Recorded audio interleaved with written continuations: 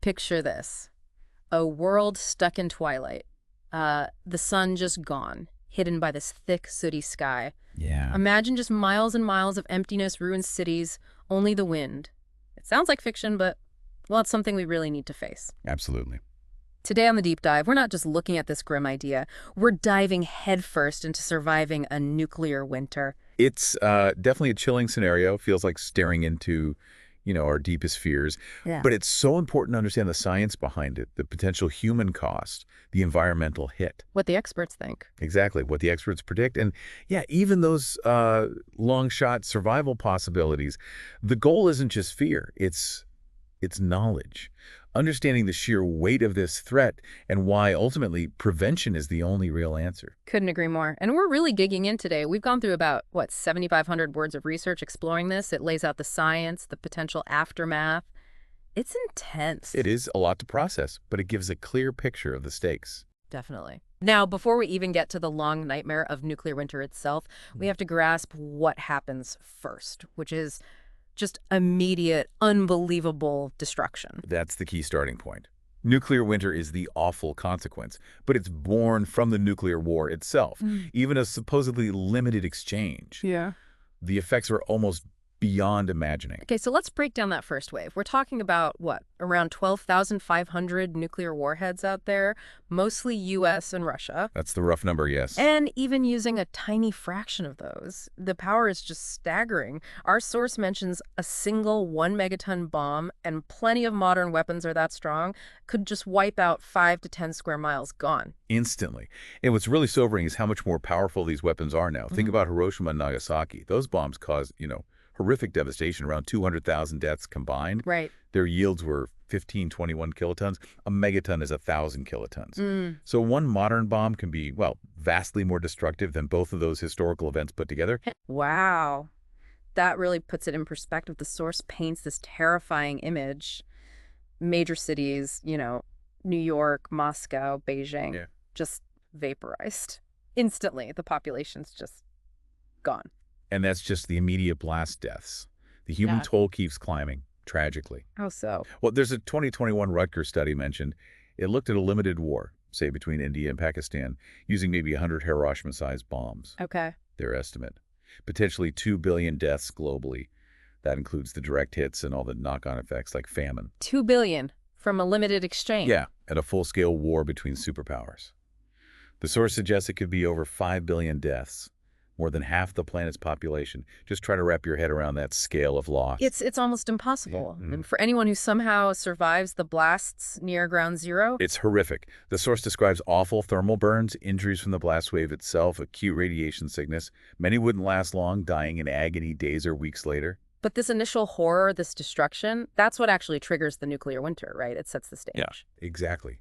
The source explains how these massive explosions, especially hitting cities full of buildings, fuel, plastics, everything flammable, Right. they'd ignite these enormous firestorms. Not just big fires, but unstoppable infernos, creating their own weather systems. And these fires pump smoke and soot where? High up, miles up into the atmosphere. We're talking millions, potentially hundreds of millions of tons of soot and debris. Okay, this is the critical part for nuclear winter. There's a 2019 study mentioned, Nature Geoscience. Yes, that one estimated that even the limited 100-bomb scenario could inject 5 million tons of soot way up high. And a big U.S.-Russia conflict? Could be 150 million tons, or even more. An unbelievable amount of dark particles filling the upper atmosphere. And the key is where it goes, right? Not just regular smog. Precisely. It gets blasted into the stratosphere. That's the layer above where our weather happens, above the clouds and rain. Down lower, in the troposphere, rain washes pollutants out pretty quickly. But not in the stratosphere. Nope. It's very stable, very dry. There's no rain up there to wash the soot away. So it just stays. It spreads out, forming this global layer, like a shroud. And that shroud blocks the sun. That's the mechanism.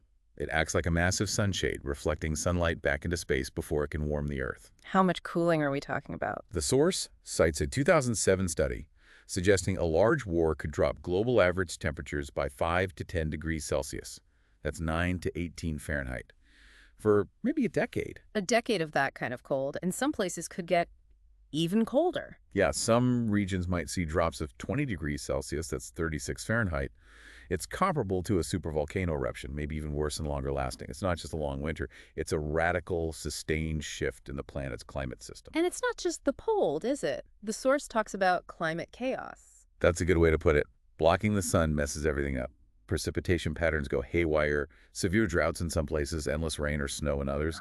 The jet stream, which drives so much of our weather, could slow down, stall, even reverse course, leading to these incredibly long, harsh winters and completely unpredictable seasons. And what about ice and oceans?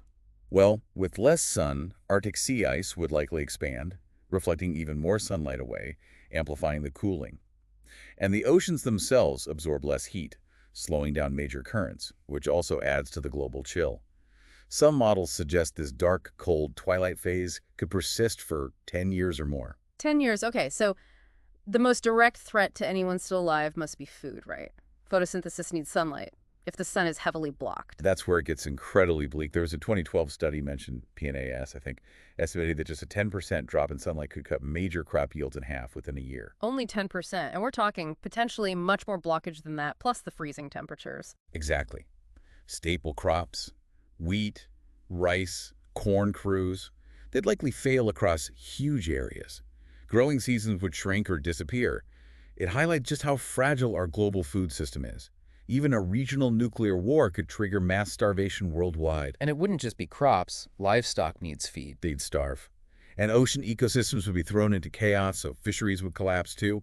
Think about feeding 8 billion people now, then imagine slashing food production by maybe 90% or more. It's catastrophic. Utterly catastrophic. And the environmental damage doesn't stop after that first decade of cold and darkness, does it? No, the source makes it clear the impacts are much longer lasting.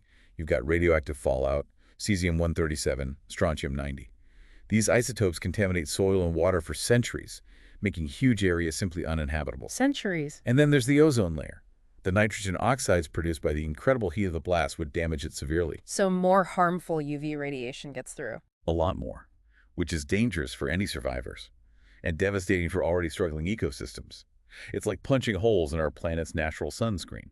Plus, the source mentions forests dying off from the cold and dark. Yeah, stressed forests would die on a massive scale. And as they decay, they release all the carbon they've stored, which could potentially worsen the climate instability even further.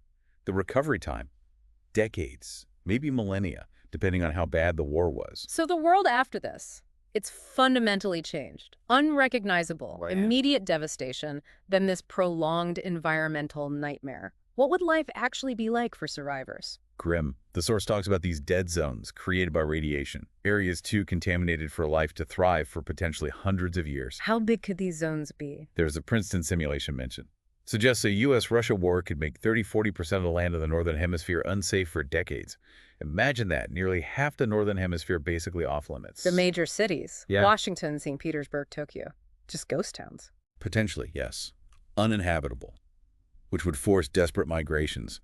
People trying to flee contaminated zones, heading for safer areas, leading to overcrowding, resource conflicts, more radiation exposure. A terrible domino effect. And even in those safer areas, survival would be incredibly hard because everything we rely on would be gone, right? Infrastructure. Completely shattered. Power grids, transport, supply chains gone. Getting basic necessities like clean water would be a constant struggle. Yeah. Rivers, reservoirs likely polluted or irradiated. Fuel, medicine. Fuel supplies would vanish quickly. Refineries destroyed. Medical supplies used up or inaccessible almost immediately. And the food scarcity we talked about. It would drive people to desperate acts. Raiding, violence over scraps. Leading to societal collapse. Almost inevitably. The source is clear on this. Social structures would just crumble under the strain. Governments, if they even exist, would be decimated, unable to maintain order. What about the economy? Total collapse. One study suggested 70–80% of national economies could evaporate within 2 years. Imagine a world with no functioning economy. It's hard to picture. The results: mass migrations, lawlessness, breakdown of healthcare, education, everything. Communities would likely fragment. Survival becomes hyper-local, maybe even brutally individualistic. It's such a bleak outlook. Which brings us to the unavoidable question. Could anyone actually survive this? The source does look at strategies, right? It's a grim thought experiment, but necessary. It is necessary to consider, if only to grasp the sheer scale of the challenge. And yes, the source explores it, focusing on someone in a, let's say, moderately affected area. Right. But we have to be realistic, the odds are incredibly long. Okay, so what are the absolute first things someone would need to do, like in the first hours or days after detecting a strike? Shelter is paramount. Immediately. If you get an alert or see that terrifying flash, FEMA guidelines say get inside, get central, get underground if possible. Basement, interior room, away from windows. Minimize exposure to the initial blast and the immediate fallout. How long do you stay put? The recommendation is at least 48 hours. Seal windows, doors best you can. Use pre-stocked water. This is where having an emergency kit is vital. Right, the Red Cross type kits. Food, water, radio. Exactly. Canned food, water, a hand crank or battery radio to try and get information, blankets, essentials for those first critical days. Okay, so after this first couple of days, assuming you've survived the initial fallout, what's next? Resources, I guess. Absolutely. Food and water become the immediate overriding priority. Scavenging for non-perishables, things in sealed cans or packages, is probably the first step. Water. Finding a clean source is crucial. Rainwater might be an option, but you'd ideally want a Geiger counter to test it for radiation. Purification is essential boiling. Filtering if you have a system. The source mentioned something about solar stoves and hydroponics. Yeah, interesting longer-term ideas. A solar stove, if you thought to get one before everything collapsed, means cooking without fuel. And indoor hydroponics with artificial light, like NASA uses. It's a very complex but potential way to grow some food indoors, shielded from the harsh outside conditions. A long shot, but maybe possible for some. And then there's the cold, that massive temperature drop. How do you deal with that?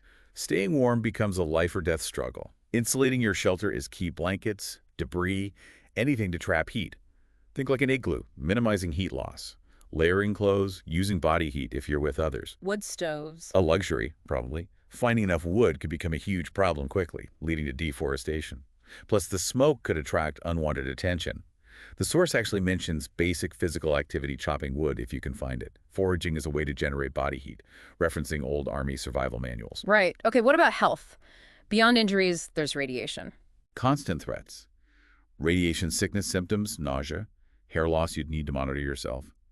Iodine tablets, if you had them, could offer some thyroid protection from radioactive iodine. Avoiding known contaminated zones, wearing masks to filter ash, these become essential daily precautions. And medicine would be scarce. Extremely.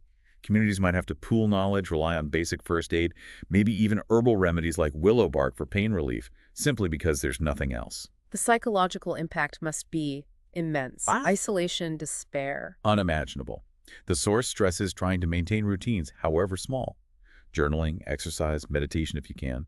Connecting with other survivors is huge. Studies show social support is critical for resilience in disasters. Finding tiny victories, a successful meal, a bit of clear sky, could be vital just to keep going. So long term, if you make it through the initial phase, what then? It's about radical adaptation. Learning to hunt small game, maybe fish in less contaminated waters. Using traps to conserve energy. Bartering becomes essential. Maybe you can fix tools. Someone else knows edible plants. Building more permanent insulated shelters from salvage stuff. The goal is just outlasting the worst, hoping the climate eventually, maybe generations later, starts to stabilize. But the source is clear that survival isn't guaranteed, even with all that. Oh, absolutely not. Yeah. It pulls no punches. There are huge risks. Latent cancers from radiation showing up years later. Starvation leading to desperate choices. The source mentions historical examples of cannibalism and extreme famines, violence from other desperate survivors, and the sheer psychological toll leading to suicide. It concludes that long-term survival really comes down to a lot of luck where you were, what resources you started with, and just how bad the war actually was. Which brings us back to the bigger picture. Beyond individual survival, what do the experts predict for civilization itself? It sounds incredibly grim. It is. The scientific consensus described in the source suggests a large-scale nuclear winter could genuinely mean the end of human civilization as we know it. The biggest driver being famine. Widespread global famine seems almost certain. That 2014 study by the International Physicians for the Prevention of Nuclear War estimated a 90% drop in global calorie production within 2 years after a major U.S.-Russia exchange. 90% for 8 billion people. The math is horrifying. Billions would starve. And it wouldn't stay contained. It would start in the northern hemisphere, but the collapse of global trade means the famine spreads everywhere. Plus, malnutrition weakens immune systems, making survivors vulnerable to massive disease outbreaks. And society itself just unravels. Completely. Governments collapse, infrastructure is gone, law and order breakdown. Yeah. His Cypher report mentioned the source talks about a potential new dark ages, maybe feudal-like structures emerging from the ruins. Mass migrations would overwhelm any remaining stability, leading to more conflict.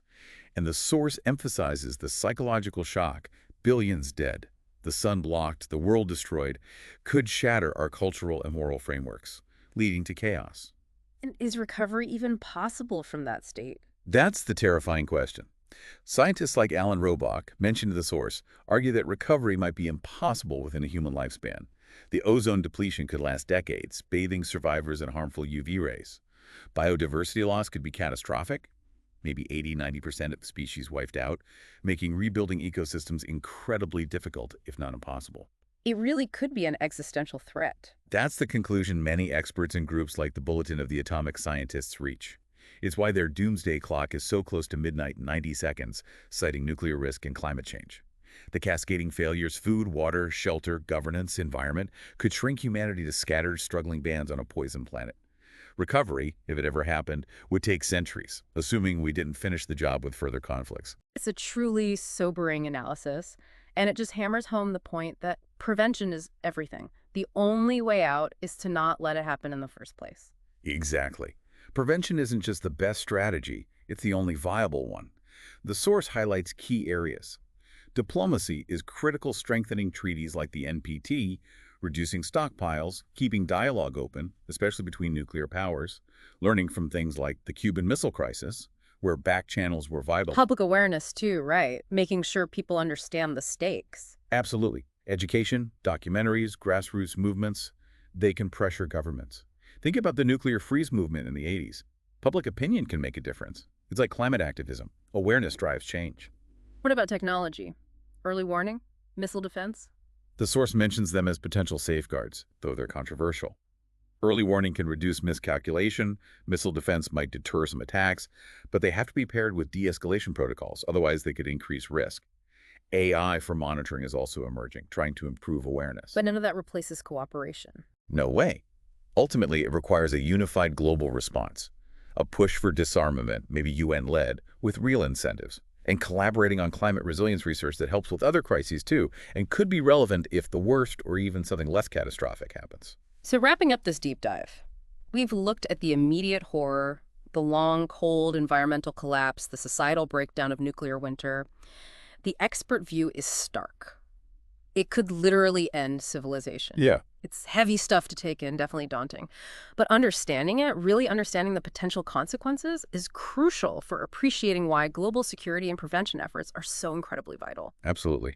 And maybe leave with this thought. Imagine a world where not only are resources desperately scarce, but the knowledge needed to rebuild science, engineering, history, art is lost or scattered across generations. What does recovery even mean then? What's the long-term legacy for human ingenuity, for our very identity, after catastrophe that profound? It's something to really ponder long after we stop talking.